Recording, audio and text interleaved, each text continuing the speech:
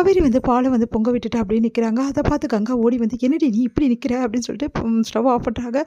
இந்நேரம் என்ன ஆயிருக்கும், ஏன் காவேரி இப்படிலாம் பண்ணுற அப்படின்னோடனே, ஒன்றும் இல்லைக்கா, விஜய்க்கு நான் ஃபோன் பண்ணேன், அவர் என் ஃபோனை வந்து எடுத்துகிட்டு அப்புறம் இருக்காருக்கா. எனக்கு ரொம்ப கஷ்டமாக இருக்குக்கா, நான் ஏன் தான் அப்படி பண்ணுறாருன்னே தெரில.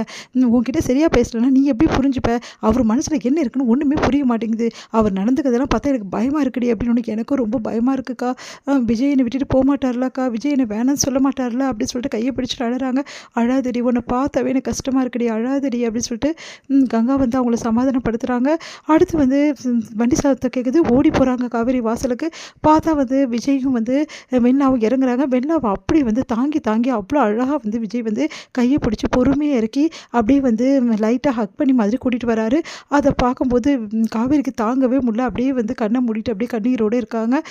இங்கே வந்து கங்கா பார்த்துட்டு என்னடி இதெல்லாம் அப்படின்னு சொல்லிட்டு பார்த்துட்டே இருக்காங்க. அடுத்து உள்ளே வந்தோடனே வந்து ரொம்ப சந்தோஷமாக இருக்கார் விஜய். உடனே வெண்ணிலாவை கூப்பிட்டு வந்து உட்கார வச்சுட்டு, வெண்ணிலா முதல்ல தண்ணி குடி புரியுதா அப்படின்னு சொல்லிட்டு தண்ணி கொடுக்குறாரு. அமைதியாக உட்காரு, ஒன்றும் பிரச்சனை இல்லை அப்படின்னு சொல்லிட்டு இருக்காரு. வெண்ணிலா டிஃபன் சாப்பிட்டா மாத்திரை போடணும் அப்படின்னு சொல்லிட்டு இருக்காரு. இங்கே வந்து விஜயை வந்து பார்க்குறாரு நம்ம தாத்தா. என்னப்பா இவ்வளோ நேரம் கழிச்சு வர, எப்போ போனேன் அப்படின்னோடனே, இல்லை தாத்தா வெளியெல்லாம் போயிட்டு வந்தோம், அதான் லேட் ஆகிடுச்சு அப்படின்னு அதிர்ச்சி அடைகிறாங்க வெண்ணிலாவும் கங்காவும். ராகினி வந்து நான் தான் அப்பா சொன்னேன்ல அப்படின்ற மாதிரி வந்து செய்கை காட்டுறாங்க. அதை பார்த்துட்டு வந்து என்ன பண்ணுறதுன்னு திரும்ப தவிக்கிறாங்க நம்ம காவேரி. என்னப்பா நீ இப்படி பண்ணிகிட்ருக்க, ஹாஸ்பிட்டலுக்கு தானே கூட்டிகிட்டு போகிறேன்னு சொன்னேன் அப்படின்னு தாத்தா சொல்ல. ஆமாம் தாத்தா, ஹாஸ்பிட்டலுக்கு தான் கூட்டிகிட்டு போனேன், வர்ற வழியில் நானும் வெண்ணிலாவும் நிறைய இடம் போனோம்ல, அந்த இடம் நான் வந்து கூட்டின்னு போனால் நிறைய வந்து அவளுக்கு ஞாபகம் வரும்னு தோணுச்சு, அதான் அந்த இடத்துக்குலாம் கூட்டின்னு போயிட்டு வந்தேன். ஒரு வார்த்தை ஃபோன் பண்ணி சொல்கிறது இல்லையாப்பா, என்ன பண்ணுற ஏது பண்ணுறேன்னு, நீ வருவேன்னு சொல்லிட்டு இங்கே பாட்டுன்னு வந்து காவேரி டிஃபன் கூட சாப்பிடாம இருக்கா. அப்படியா, ஏன் காவேரி சாப்பிட வேண்டியதானே அப்படின்றாரு அசால்ட்டா. அதை கேட்டுட்டு காவேரி அப்படியே வந்து பார்த்துட்டே இருக்காங்க. என்னப்பா நீ இப்படி பண்ணுற, சரி டிஃபன் எடுத்து வைக்கிறேன் வந்து சாப்பிடுங்க. இல்லை இல்லை நாங்கள் 2 பேரும் சாப்பிட்டுட்டோம் வெளியவே அப்படின்றாரு. அதை கேட்டு இன்னும் ராகினி சந்தோஷப்படுறாங்க. அப்படியே காவேரி மனசு கஷ்டப்பட்டு அங்கேருந்து நகர பார்க்குறாங்க. வந்து காவேரி முதல்ல பேசு அப்படின்னு சொல்லிட்டு சைகை காட்டுறாங்க. சரின்னு சொல்லிட்டு விஜய்கிட்ட பேசலான்னு காவேரி போகிறாங்க. அந்த டைமில் கரெக்டாக விஜய் வந்து என்ன பண்ண, தாத்தா உங்ககிட்ட ஒரு விஷயம் சொல்ல மறந்துட்டேன் தாத்தா அப்படின்னு சொல்லிட்டு காவேரி வரதை வந்து கவனிக்காமல் அவர் பாட்டு நேராக தாத்தா கிட்ட போயிட்டு, தாத்தா உங்களுக்கு ஒரு விஷயம் தெரியுமா, சீக்கிரமாகவே வந்து வெண்ணிலாவை குணப்படுத்திடலாம், எந்த பிரச்சனையும் இல்லையா வெண்ணிலா சீக்கிரமாக பழைய நிலைமைக்கு வந்துடுவாளாம், அதுக்கு நான் நிறைய முயற்சிகள் பண்ணணும் தாத்தா, பழைய நினைவுகள் எல்லாமே எடுத்துகிட்டு வரணுமா, பழையபடி அவகிட்ட நல்லா பழகணும்னு இருக்காங்க. நான் அதெல்லாம் ஒன்றும் பிரச்சனை இல்லை தாத்தா, நான் பார்த்துப்பேன், வெண்ணிலாவை பழைய நிலைக்கு கொண்டு வரதான் என்னோட முதல் வேலை அப்படின்னு சொல்லிட்டு, வா வெண்ணிலா சாப்பிட்டுட்டு எல்லாம் மாத்திரை போடணும்ல அப்படின்னு சொல்லிட்டு கூட்டின்னு போகிறாரு. இங்கே காவேரி கவனிக்கக்கூடிய காவேரி அப்படியே நிற்கிறாங்க, ஒன்றும் புரியாமல் என்னடி இது உன் புருஷன் இப்படி நடந்துக்கிறாரு அப்படின்றாங்க. வேற எப்படி நடந்துப்பாரு, அவர் தான் காவேரி திரும்பி கூட பார்க்கல, அப்புறம் ஏன் காவேரி வேஸ்ட்டாக போய் பேசிகிட்டு இருக்கணும், காவேரி உன் வேலை இருந்தால் எதாவது போய் பார்ப்போம் அப்படின்னு சொல்லிட்டு போகிறாங்க ராகினி. இதை பார்த்துட்டு காவேரியால் தாங்க முடியாமல் ஓடி போகிறாங்க அழறதுக்கு. அடுத்து கங்காவை பின்னாடியே போகிறாங்க. இது நடக்கிறத பார்த்தா எனக்கு ரொம்ப பயமாக இருக்குடி அப்படின்னோடனே உடனே வந்து அழுதுகிட்டே இருக்காங்க. அழாதடி சொன்னால் கேளு அப்படி சொல்லிட்டு இருக்காங்க கங்கா.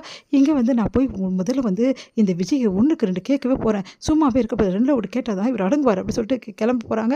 அப்போ கையை தடுக்கிறாங்க காவேரி. வேணாக்கா, அவர்கிட்ட எதுவும் நீ பேசாத, சொன்னால் கேளுக்கா, என்னடி இது கட்டின பொண்டாட்டி வீட்டில் இருக்கா, அவளை ஒரு பாட்டி கூட திரும்பி கூட பார்க்காம இப்படி அநியாயம் பண்ணுறாரு அப்படின்னோடனே, அக்கா விடுக்கா பரவாயில்ல, நான் பேசிக்கிறேன்க்கா, நீயும் பேச மாட்டேன், என்னையும் பேச விடாமல் பண்ண அப்படின்னு சொல்லிட்டு டென்ஷன் ஆகிறாங்க.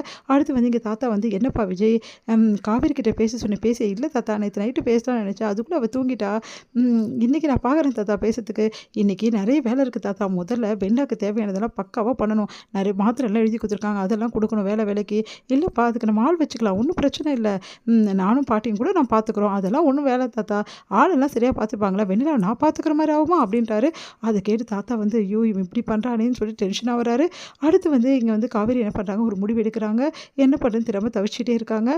இங்கே வெண்ணிலாக்கு என்ன பண்ணுறாரு, நம்ம விஜய் வந்து பழையபடி ட்ரெஸ்லாம் பண்ணிட்டு வந்து வெண்ணிலா கூட இருந்த மாதிரி ட்ரெஸ்லாம் பண்ணிட்டு வந்து என்ன பண்ணுறாரு, ஃப்ளவர்ஸ்லாம் கொடுத்து வந்து ப்ரப்போஸ் பண்ணுற மாதிரி பண்ணுறாரு. வெண்ணிலா இந்த ஃப்ளவர்ஸ் உனக்கு பிடிக்கும்ல, தினமும் உனக்கு நான் வாங்கி கொடுப்பேன்ல அப்படின்னு சொல்லிட்டு இருக்காரு.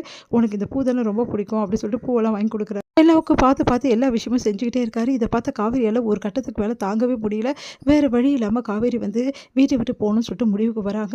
நான் லெட்டர் எடுத்து வச்சுட்டு காவேரி வந்து வீட்டை விட்டு போயிடுறாங்க. விஜய் வந்து காவேரி கிட்ட நிறைய விஷயங்கள் பேசவே முடியலன்னு சொல்லிட்டு வராரு. பார்த்தா காவேரி காணும் லெட்டர் கிடைக்குது. அந்த லெட்டர் பார்த்து அதிர்ச்சி அடைகிறாரு, பயங்கரமாக கதறி அழுகிறாரு. என்னை புரிஞ்சிக்காமல் போயிட்டேடி, நீ தாண்டி உலகம், நீ தாண்டி வாழ்க்கை, உன்னை மட்டும் தாண்டி நான் லவ் பண்ணுறேன், என் மனசு ஃபுல்லாக நீ தாண்டி இருக்க, இந்த விஷயத்தை நான் சொல்லாமல் நீ புரிஞ்சுப்பேன்னு நினச்சேன், ஏமால் தாண்டி தப்புன்னு சொல்லிட்டு அழறாரு.